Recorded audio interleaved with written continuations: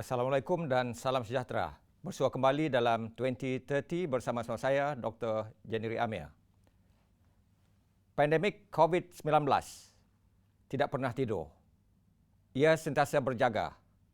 Malah kini kian menggila dan mengganas. Angka terkini sekitar 100 juta telah dijangkiti virus maut itu.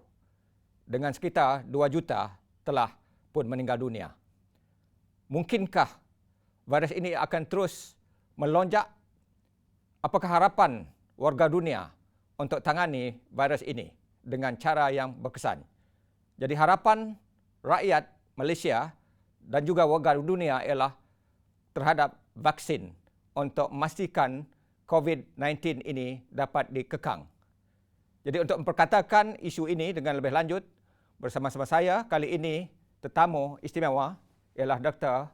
Muhammad Razif Assaruddin. Selamat datang, Doktor. Ya, terima kasih Dr. Jennery. Saya berbesar hati jugalah atas jemputan ni untuk membicarakan perkara-perkara yang berkaitan dengan isu semasa ni, lebih-lebih lagi yang amat relevan dan vaksin ini COVID. Harapan rakyat, dan kita berharap COVID-19 ini tidak terus mengganas. Dan kita berdoa agar tidak seperti Spanish flu yang mengancam dunia pada tahun 1918 apabila sekitar 500 juta dijangkiti dan 50 juta maut. Jadi harapan kita adalah terhadap vaksin ini. Apa sebenarnya vaksin ini, Doktor? Okey, kalau kita tengok, perhatikan pada ketika ini kita sudah sampai satu fasa di mana pada mulanya COVID ini rancak dan telah diperkatakan berkali-kali bahawa penghasilan vaksin ni agak mengambil masa. So inilah masa yang telah tiba di mana vaksin telah tumbuh macam cendawan. Di sekitar 100 pengeluar kalau tak silap. Ya, betul. Setakat ini kita telah diberitahu bahawa lebih kurang 100 lebih syarikat yang telah cuba mempelopori mengeluarkan vaksin COVID ini. Malah negara tetangga kita pun jiran kita seperti Indonesia, Thailand, India, mereka telah saling bersaing untuk telah memastikan. Mereka telah mula untuk menghasilkan vaksin sendiri. So jadi apakah vaksin itu? Mudahkah dia buat ataupun sukarkah dia buat? Sebenarnya vaksin ni ada teknologi dia. Vaksin ini adalah satu orang kata bahan profilaksis lah. Satu, kalau ubat untuk orang sakit, tetapi vaksin ini untuk orang yang sihat. So untuk melindungi kita daripada jangkitan shielding diri kita, di mana badan kita menghasilkan antibody untuk melawan virus yang masuk. So apakah vaksin ini? Vaksin ini adalah dia ada pelbagai kaedah teknologi buat dia. Ada yang menggunakan mRNA, kaedah genetik. Ada yang menggunakan kaedah virus yang dilemahkan ataupun dimatikan, dan ada yang menggunakan adenovirus daripada sumber-sumber luar. Jadi mRNA ni apa ya? mRNA ni adalah bahan genetik, kod yang terdapat dalam genetik. So dalam virus itu dia ada kod genetik, mRNA. Jadi yang itu yang kita ambil. So daripada bahan genetik itu, apabila kita masuk, kita manipulate dia, kita manipulate dan disuntik ke dalam badan kita. Apabila badan kita ni ada reaksi dia, so dia akan berlaku translasi dan di mana hasil protein, dia menghasilkan protein. Contohnya kalau kita ambil virus itu, ambil bahagian spike tu, bahagian spike tu, mRNA daripada situ. So apabila kita suntik, dan antibody kita akan berkembang. So protein yang terhasil itu adalah protein yang boleh mengenal virus itu. So dia memang kenal. Apabila virus itu masuk dalam badan kita, so badan kita akan bertindak balas. Dia akan melawan balik virus itu. So dia mengenal virus itu. Baik, doktor pakar dalam bidang teknologi farmaseutik. dan pernah juga belajar di Jepun untuk beberapa tahun. Ya. Apa agaknya kelebihan-kelebihan vaksin yang ada termasuk Sinovac, Moderna dan sebagainya ni? Baik, Sinovac adalah vaksin yang dihasilkan di China. Kita tahu di China ini dia masih menggunakan kaedah tradisional, di mana virus itu inactivate. So bermakna dia menggunakan virus yang dilemahkan ataupun virus yang mati. Berbanding dengan kaedah yang terkini yang dipelopori oleh Pfizer dan BioNTech, ini gabungan antara syarikat di Amerika Syarikat dan juga di Germany, tak silap saya. Jadi mereka menggunakan teknologi bahan genetik ni, mRNA. So mRNA ni patches yang kecil aja. Dia mudah sebenarnya dan dia boleh diganti-gantikan, dan boleh dihasilkan dalam satu jangka masa yang pendek. Ini adalah kelebihan dia berbanding dengan kaedah tradisional tu. Jadi sekarang ni fokus kita kepada Pfizer ni, yang keluaran paling popular setakat ini. Yang paling popular. Malah Amerika menggunakan dia, UK menggunakan dia, Indonesia menggunakan dia. Malah kita pun kita juga baru meterai perjanjian beberapa hari lalu. Ya, betul. Jadi di sini kita telah nampak efikasinya. Kita beruntung kerana kita telah melihat apa orang lain telah menggunakan vaksin Pfizer, daripada Pfizer ni. Indonesia mereka dah menggunakan. Jadi dengan keadaan ini kita dapat melihat efikasi dia, keselamatan dia, dan kita nampak ini satu kelebihan.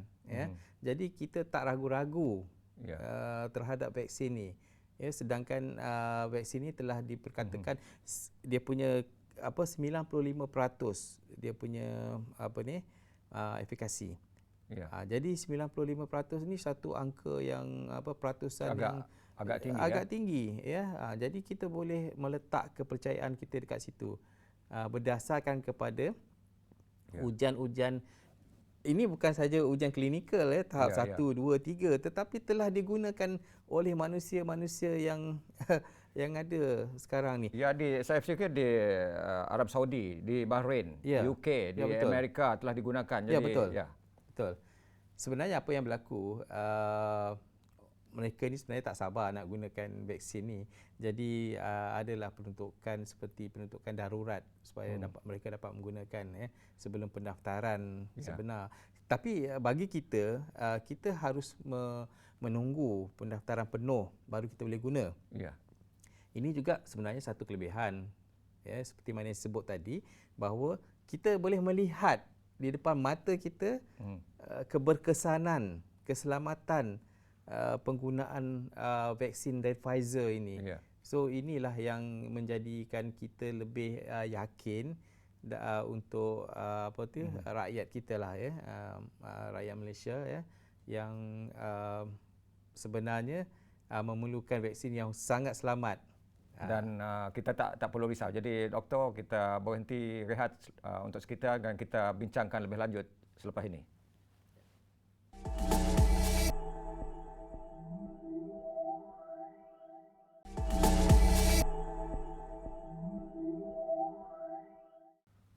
Baik, Dr. Muhammad Razif. Kita telah bercakap tentang beberapa perkara berkaitan dengan vaksin. Mungkin doktor boleh huraikan lebih lanjut tentang kelebihan-kelebihan vaksin yang disebut tadi? Baik, kita dah tahu tadi kita pun dah menandatangani perjanjian dengan beberapa syarikat farmaseutical yang menghasilkan vaksin. Kita ambil daripada Amerika seperti Pfizer, kita ambil daripada China Sinovac, kita ambil daripada yang lain AstraZeneca, so pelbagai. Jadi semuanya sebenarnya telah menunjukkan efikasi yang baik, tahap keberkesanan yang sangat baik sebenarnya, melebihi 90%. Jadi di sini kita sebenarnya walaupun kita bertindak lambat, sebenarnya negara-negara lain telah mempelopori, dah ambil, dah beli di tahun yang lepas. Jadi sekali lagi yang saya nak terangkan bahawa sebelum ini kita tak dapat lihat, tapi sekarang kita dah dapat lihat penggunaan vaksin itu. Jadi penggunaan daripada AstraZeneca, penggunaan daripada Sinovac, jadi mempunyai efikasi yang tinggi, dari tahap keselamatan Ini harus memberi yang keyakinan tinggi. kepada kita. Ini memberi keyakinan untuk kita membeli semua jenis, sebenarnya semua jenis vaksin yang dihasilkan. Memang dia pelbagai. Ada yang lain daripada seperti Pfizer yang kita sebut tadi, dia menggunakan teknologi mRNA, dan ada yang menggunakan macam China Sinovac, dia menggunakan inactivated yang menggunakan virus yang tidak diaktifkan, yang virus yang dilemahkan ataupun dimatikan. Baik, di sebalik aspek keselamatan yang doktor sebutkan, di sebalik keyakinan rakyat, ada tak kesan sampingan vaksin ini? Ya, betul. Dalam penerimaan vaksin ni memang ada lah, tetapi kadar kelemahan itu terlalu sedikit, dan laporan-laporan yang diberikan pun mungkin laporan yang tidak lengkap, yang mungkin tidak tepat lah, tepat. So apa yang kita perlu jangkakan, apabila vaksin ini telah diberikan kepada beribu-ribu orang, tetapi kesan sampingannya yang menunjukkan kesan sampingan tu hanya segelintir, sikit saja. Jadi mengikut laporan mereka bahawa mungkin kesan sampingan ini bukan juga daripada kesan vaksin itu, mungkin juga disebabkan oleh faktor-faktor lain, agenda lain. Jadi apa yang ditularkan melalui video itu tak betul sangatlah. Saya kira ini adalah satu agenda lain lah.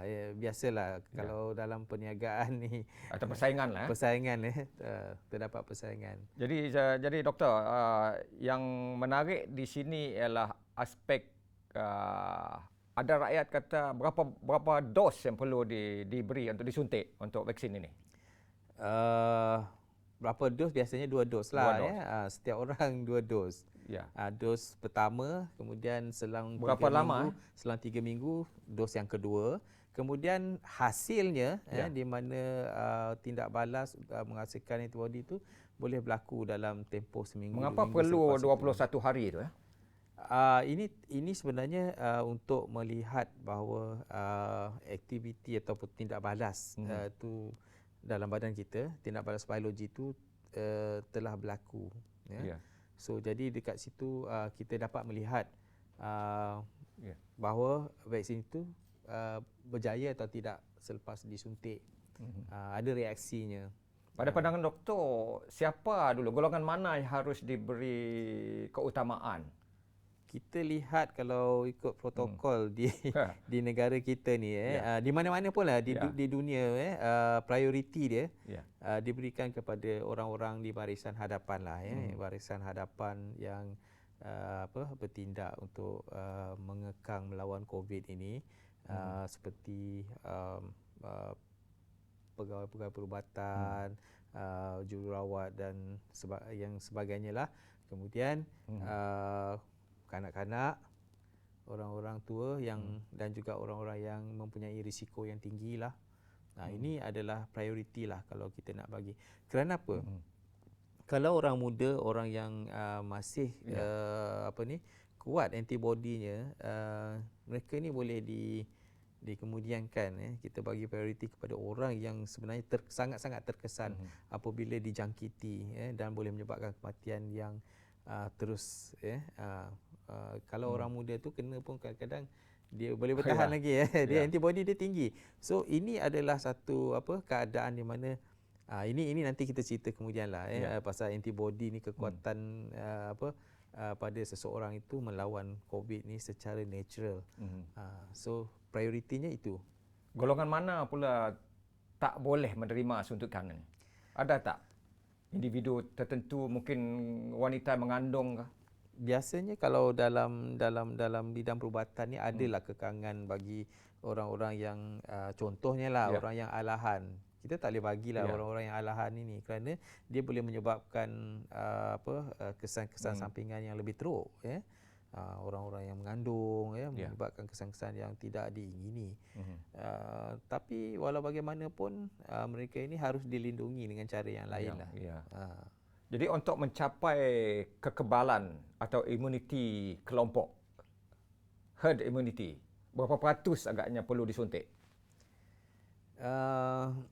Untuk menghasilkan satu komuniti yang betul-betul mantap lah dari segi kekuatan fizikal dan juga kekuatan biologi yang ada dalam badan dia. Saya kira seperti mana tadi kita sebut, orang-orang yang berisiko ini harus diletakkan sebagai prioriti. Orang-orang ini apabila dah ada kekuatan dia tidak mendatangkan masalah lagi. Jadi orang-orang ini yang perlu diberikan keutamaan lah. Jadi kalau golongan ini dilindungi, maka ini pasti dapat mewujudkan semacam suasana untuk sebagai kubu lah. Ya, betul. Sebab orang yang mempunyai risiko yang tinggi ini, apabila dia attack, dia memang akan terganggu dekat situ. Jadi apabila mereka ini dah kuat, dan juga lapisan golongan yang lain yang dah tentu antibodinya kuat, ini dah menjadi satu orang kata kekuatan yang disebut tadi, kekuatan secara menyeluruh lah. Walaupun yang belum mendapat vaksin ini, tetapi mereka memang dah kuat lah. Tapi mereka juga perlu juga mendapat kemudiannya nanti. Baik, secara ringkas Doktor, apa langkah-langkah yang perlu diambil oleh pihak berkuasa, pihak kerajaan khususnya bagi memberi keyakinan kepada rakyat? Baik, untuk memberi keyakinan kepada rakyat, pihak kerajaan haruslah menunjukkan apa-apa bukti yang vaksin itu telah digunakan dengan sempurna. Kita ada data-data tu sebenarnya. Sepatutnya data-data inilah yang harus diketengahkan, yang dipertontonkan kepada masyarakat supaya masyarakat dapat melihat ini vaksin ini memang selamat. Itu yang patutnya. Baik, kita berhenti rehat dan perkatakan perkara ini dengan lebih lanjut selepas rehat.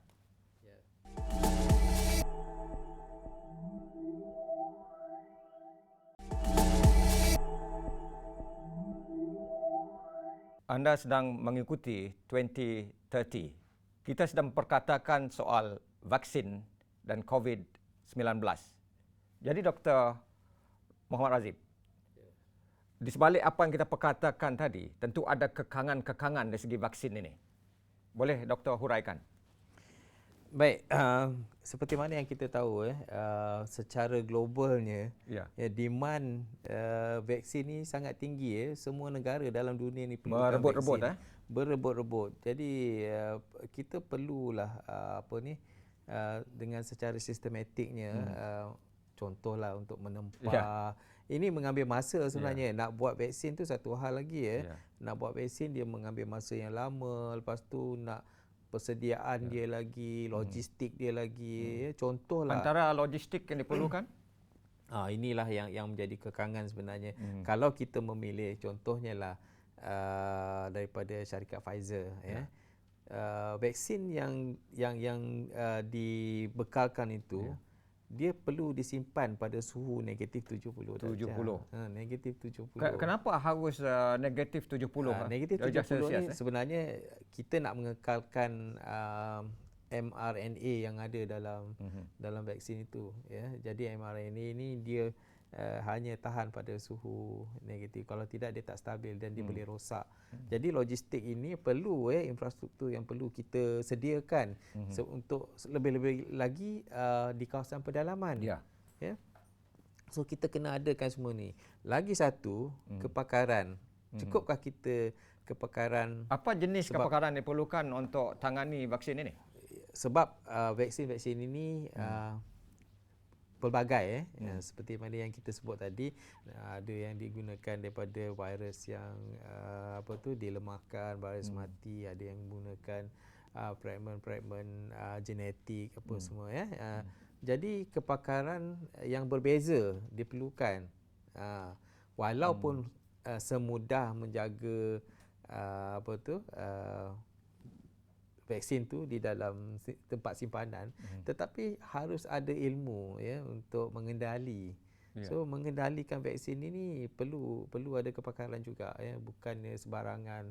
Hanya disimpan macam kita simpan dalam store Ya, begitu saja macam simpan aiskrim atau aiskrim dalam peti ais tidak, dia perlu ada kepakaran juga dari segitu, walaupun kepakarannya yang bukanlah kepakaran yang terlalu detail seperti mana yang berkaitan dengan saintifik sangat ya.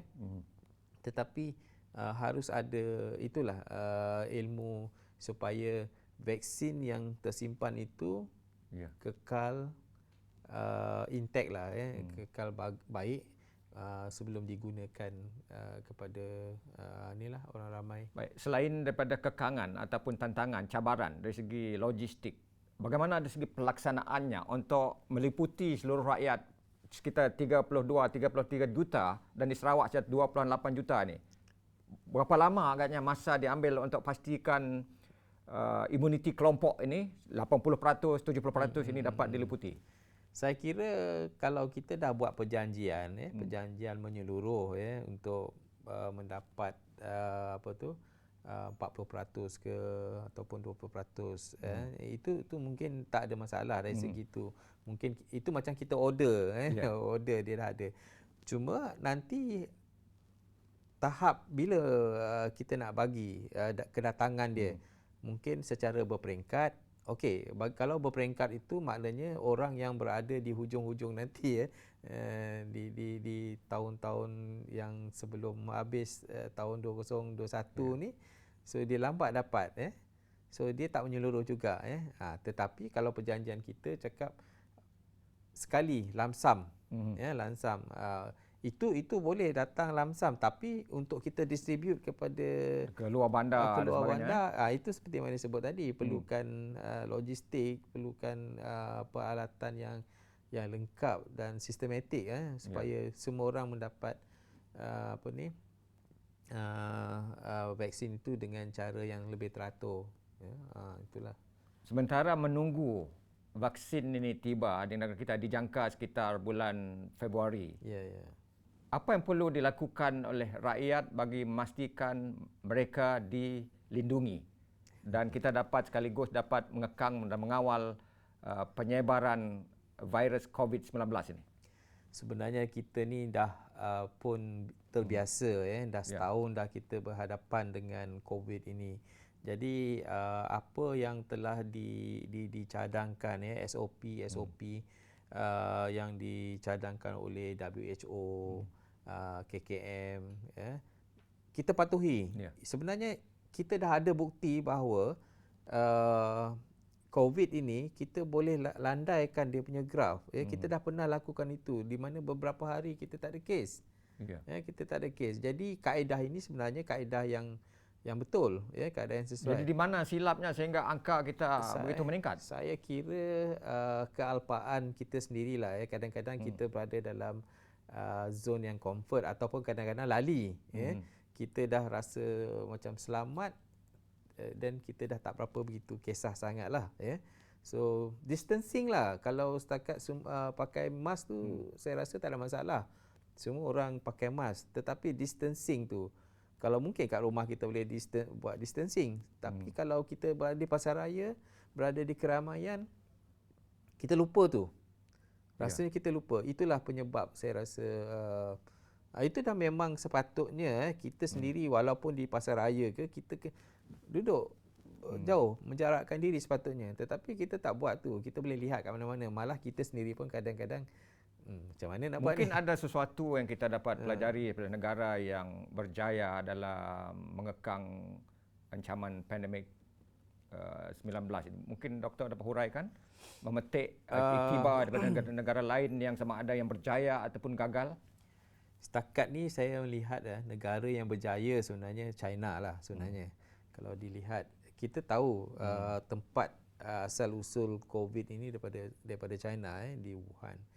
pada masa mereka menghadapi masalah ni, kita hanya melihat. Kita tak ada apa-apa lagi kan. Kita hanya melihat kesengsaraan yang mereka hadapi. Tetapi mereka dapat keluar daripada kesengsaraan itu.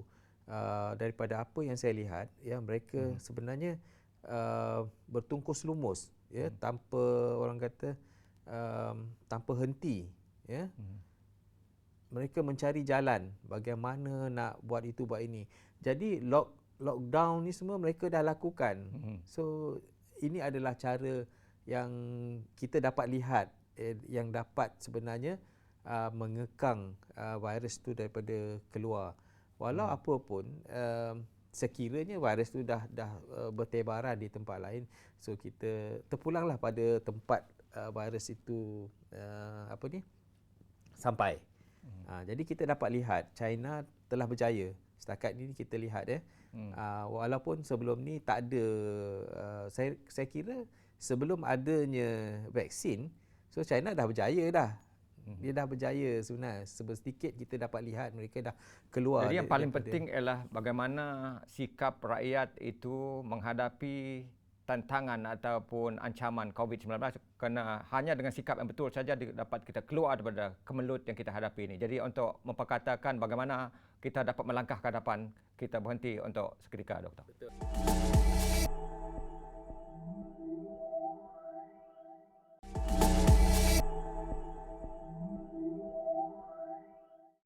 Dr. Muhammad Razif, apa yang kita dapat petik dari segi iktibar ataupun pengajaran daripada COVID-19 dan juga dari konteks vaksin ini? Seperti mana yang kita bincang tadi, kita ni agak sikit lambat sikitlah untuk mendapat vaksin semua, sedangkan orang lain telah belum. Tapi ini satu kebaikan, bukan satu keburukan. Apa kebaikannya? Kebaikannya kita dapat melihat keselamatan keberkesanan vaksin itu. Itu satu perkara. Satu perkara lagi. Now, untuk kesinambungan vaksin ni, apakah kita harus bergantung kepada orang lain? Ya, seperti mana contoh Indonesia sendiri telah membuatkan vaksin dia sendiri. Contohnya vaksin merah putih. Thailand membuat vaksin sendiri. India buat vaksin sendiri. Jadi sudah sampai masanya, saya kira, untuk negara kita Malaysia turut melakukan penyelidikan. Jadi bagaimana itu harus kita lakukan? Sebenarnya kita dah mengorak langkah ke depan, kita lihat di mana Perdana Menteri dalam sehari dua ni ada menyatakan bahawa kita mengadakan kolaborasi dengan IBM Camps, yang mana kita peruntukkan volunteer 3,000 orang lebih kurang, untuk fasa klinikal yang ketiga, fasa ketiga. Jadi ini sebenarnya memberi makna bahawa kita sedang ke arah itu, untuk membuat banyak perkara untuk mempelajari di negara kita sendiri. So ini dilakukan di sini.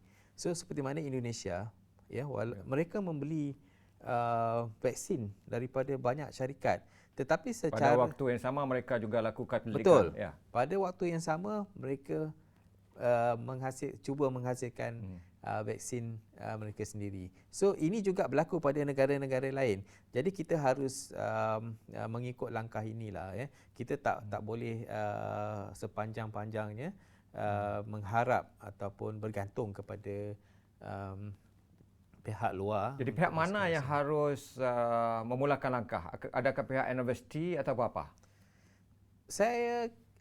Bagi saya semua pihak terlibatlah, sebab kita ada kepakaran dalam semua bidang, pihak Kementerian Kesihatan, pihak MOSTI, pihak universiti. Jadi berganding tenaga. Seperti mana di Indonesia, badan-badan yang terlibat termasuk universiti juga, kemudian mereka gabung.